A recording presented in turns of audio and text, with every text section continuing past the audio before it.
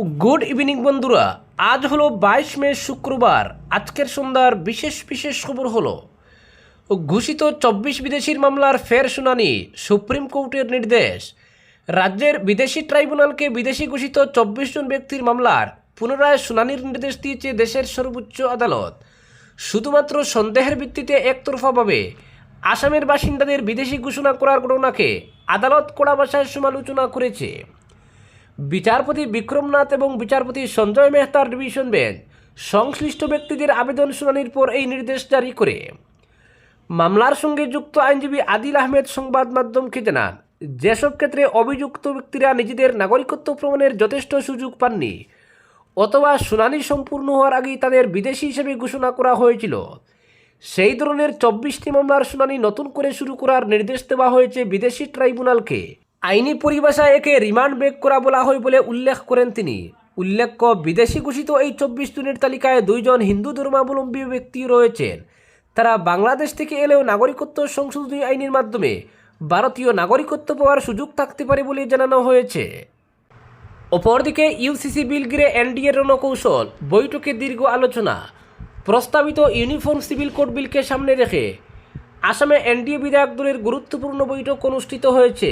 নতুন সরকারের অধীনে শুরু হওয়া বিধানসভার প্রথম অধিবেশনেই ইউসিসি বিল পেশের সম্ভাবনা থাকায় শাসক শিবিরের তৎপরতা এখন তুঙ্গে। সূত্রের খবর, সন্ধ্যার বৈঠকে মুখ্যমন্ত্রী হিমন্ত বিশ্ব শর্মার উপস্থিতিতে আসন্ন অধিবেশনের সরকারের কৌশল, বিরোধীদের সম্ভাব্য অবস্থান এবং ইউসিসি বিল নিয়ে বিস্তারিত আলোচনা হয়। শাসক জোটের বিধায়ক ও শরিক দলগুলির প্রতিনিধিরাও বৈঠকে উপস্থিত ছিলেন।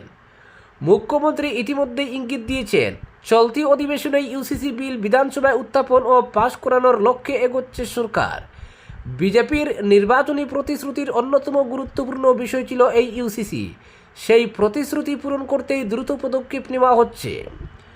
প্রস্তাবিত বিলে বিয়ের ন্যূনতম বয়স নির্ধারণ, বহুবিবাহ নিষিদ্ধকরণ, ছেলেমেয়ের সমান সম্পত্তির অধিকার, বিয়ে ও ডিভোর্সের বাধ্যতামূলক নথিভুক্তিকরণ এবং লিভ ইন সম্পর্ক সংক্রান্ত একাধিক বিষয় অন্তর্ভুক্ত থাকতে পারে।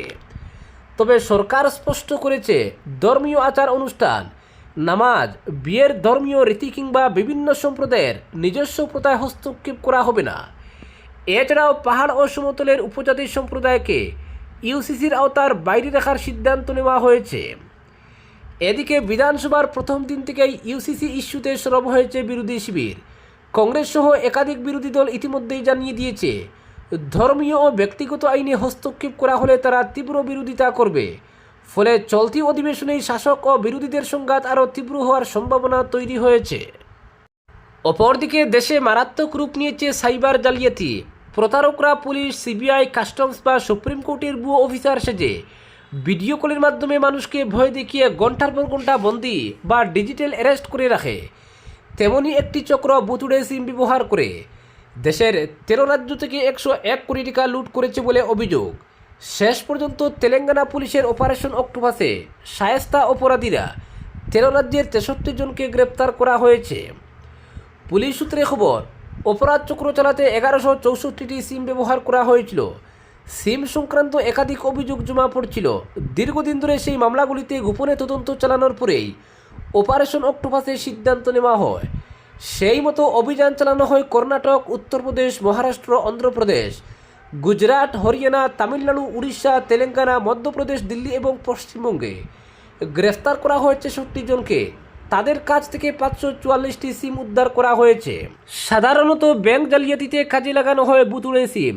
তেলেঙ্গানা পুলিশ জানতে পেরেছে যে 63 জনকে গ্রেফতার করা হয়েছে, তাদের মধ্যে 44 জনের নামে বুতুড়ে সিম কেনা হয়েছিল, যার মধ্যে 432টি সিম সাইবার অপরাধীদের কাছে পাঠানোর প্রস্তুতি চলছিল। যদিও তার আগেই ধরা পড়ে যায় অপরাধীরা। অভিযুক্তদের জিজ্ঞাসাবাদ করে ভয়ঙ্কর ষড়যন্ত্রের পর্দাফাশ করতে চাইছেন তদন্তকারীরা, যাতে ভবিষ্যতে জামতারা গ্যাংয়ের মতো কোনো গোষ্ঠী তৈরি না হয়। অপরদিকে 1.5 মাস ধরে বন্ধ কাটিগোড়ার 74 নং অঙ্গনওয়াড়ি কেন্দ্র, লাটে পটন পাটন। 1.5 মাস থেকে সম্পূর্ণ তালাবন্ধ কাটিগোড়া আইসিডিএস প্রকল্পের অধীন 74 নং অঙ্গনওয়াড়ি কেন্দ্র। ফলে কচি কাচাদের পটন পাটন লাটে উঠেছে, মিলছে না পুষ্টিকর শিশু খাদ্য। সরকারি বরাদ্দের স্কুল ইউনিফর্ম থেকে শুরু করে পড়াশোনার অন্যান্য সামগ্রীও শিশুরা পাচ্ছে না। এই পরিস্থিতিতে এলাকার অভিভাবক, শিক্ষানুরাগী মহল ও কেন্দ্রের পরিচালন কমিটির সভানেত্রী সহ কর্মকর্তারা ব্লক আধিকারিক তথা সিডিপিও কার্যালয়ে লিখিত অভিযোগ দাখিল করেছেন। অঙ্গনওয়াড়ি কর্মী রেখারানী দাসের বিরুদ্ধে কর্তব্যে চরম গাফিলতি, বিনা কারণে দিনের পর দিন কেন্দ্র বন্ধ রাখা এবং সরকারি অর্থ আত্মসাতের অভিযোগ তোলা হয়েছে। এর বিহিত চেয়ে কাছাড়ের জেলা শাসকের কাছেও অভিযোগপত্র দেওয়া হয়েছে। পাশাপাশি কাটিগড়ার বিধায়ক কমলাক্ষ দে পুরকায়স্থের দ্বারস্থ হয়েছেন স্থানীয়রা। বিধায়ক অভিযোগ খতিয়ে দেখে কঠোর ব্যবস্থা নেওয়ার আশ্বাস দিয়েছেন বলে জানান কেন্দ্র পরিচালন কমিটির সভানেত্রী তথা চণ্ডীনগর জিপির পঞ্চায়েত সদস্য সাথী দাস, প্রাক্তন সভাপতি প্রণয় কুমার দাস, সঞ্জয় পদ দাস, মনীন্দ্র কুমার দাস সহ এলাকার অভিভাবকরা।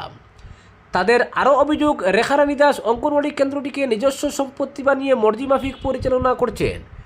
স্থানীয়রা বারবার সরব হলেও ম্যারেজ ফর্মুলায় পার পেয়ে যান তিনি। অভব্য আচরণ তার অভ্যাসে পরিণত হয়েছে। এমনকি তার বিরুদ্ধে কাঠিগড়া থানায় মারপিটের অভিযোগে জামিন অযোগ্য মামলাও রয়েছে। পুলিশ তাকে খুঁজছে। স্থানীয়দের দাবি, বিতর্কিত কর্মী রেখারানী দাসকে অন্যত্র বদলি করে সুষ্ঠু পঠন পাঠন ও শিশু খাদ্য বন্টনের জন্য উপযুক্ত ও সুশিক্ষিত কাউকে নিয়োগ দেওয়া হোক। এদিকে কাঠিগড়া ও কালাইন দুটি প্রকল্পের অধীন প্রায় অধিকাংশ অঙ্গনওয়াড়ি কেন্দ্রেই নিয়মিত পঠন পাঠন ও পুষ্টিকর খাদ্য বিতরণে ব্যাপক অনিয়মের অভিযোগ উঠছে। স্কুল ইউনিফর্ম ও খেলার সামগ্রী বিতরণেও অভিভাবকদের ক্ষোভ রয়েছে।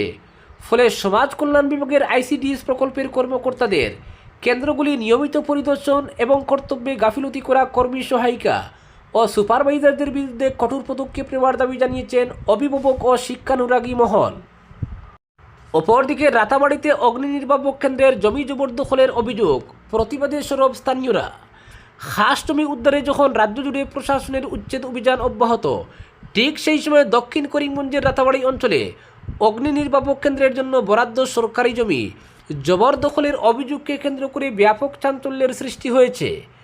কাজির বাজার সংলগ্ন প্রায় 3 বিঘা সরকারি জমি, যার বর্তমান বাজার দর কয়েক কোটি টাকা বলে স্থানীয়দের দাবি, সেটি রাতের অন্ধকারে দখলের চেষ্টা চালানো হয়েছে বলে অভিযোগ উঠেছে এক ভূমাফিয়ার বিরুদ্ধে।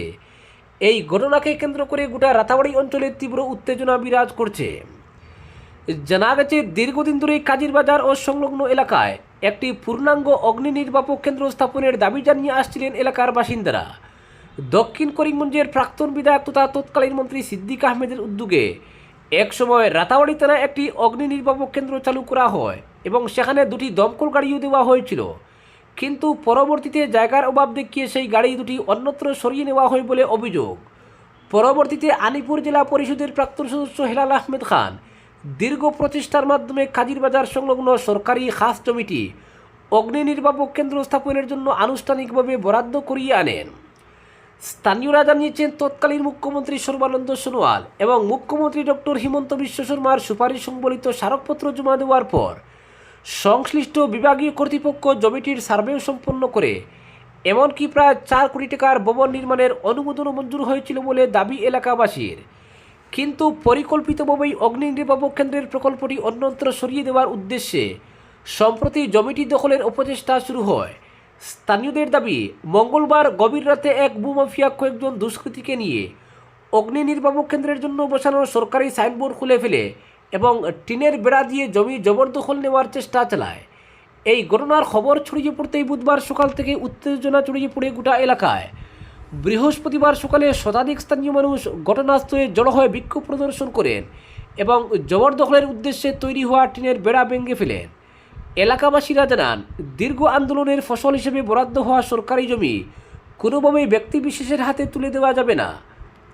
খবর পেয়ে ঘটনাস্থলে পৌঁছান কাজির বাজার উন্নয়ন কমিটির সভাপতি হেলাল আহমেদ খান, সম্পাদক আব্দুল হাসিব, কোষাধ্যক্ষ শঙ্কর দেবনাথ, বাজার কমিটির সভাপতি এনামুদ্দিন আবুল, সম্পাদক খৈরুল হাসান খান, কাজির বাজার জিপির এপি সদস্যার প্রতিনিধি নজমুদ্দিন আহমেদ, কাজির বাজার সমবায় সমিতির ভাইস চেয়ারম্যান বাহাউদ্দিন, বাজার কমিটির প্রাক্তন সভাপতি হাজি সেলিমুদ্দিন আহমেদ প্রমুখ।